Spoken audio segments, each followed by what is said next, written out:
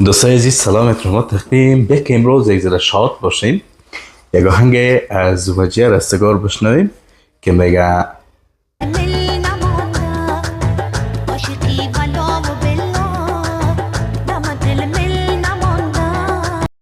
و این آهنگ بسیار یک آهنگ دلانگیز، یک آهنگی است که نو نشر شده بود، کاملا وایرال شده بود و بهترین آهنگ و او دختری که این آهنگ لپسینگ میکنه چی یک لپسینگ و چی یک اکترس.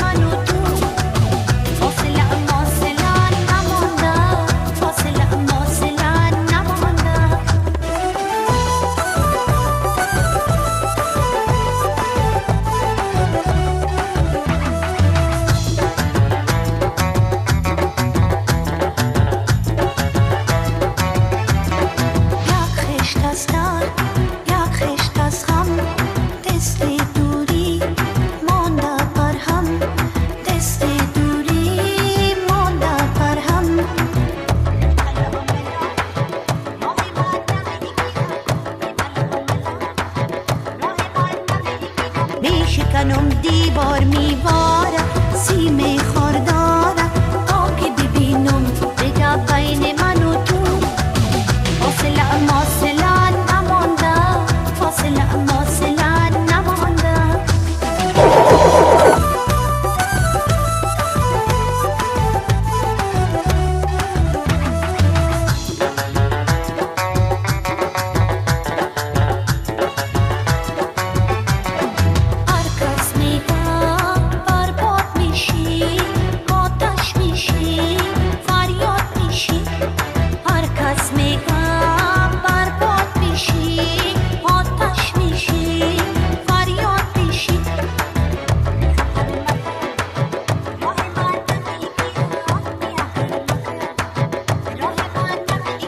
میشکنم دیوار میوارم سیم خوردارم تا که ببینم دیگه بین من و تو فاصله ماصله نمانده، فاصله ماصله نمانده.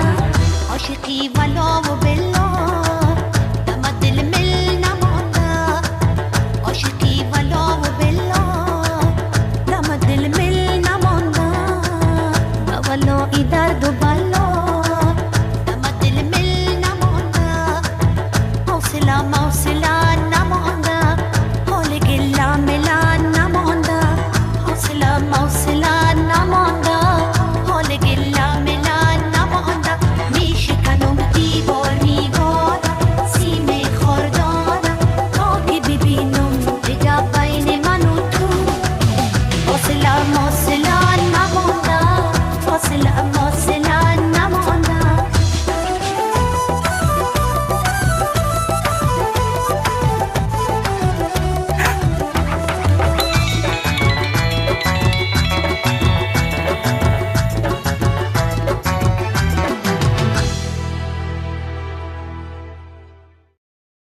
کلید سابسکرایب و دکمه زنگوله رو فشار بدین تا چینل همیشه به خدمت شما باشه. روز خوش.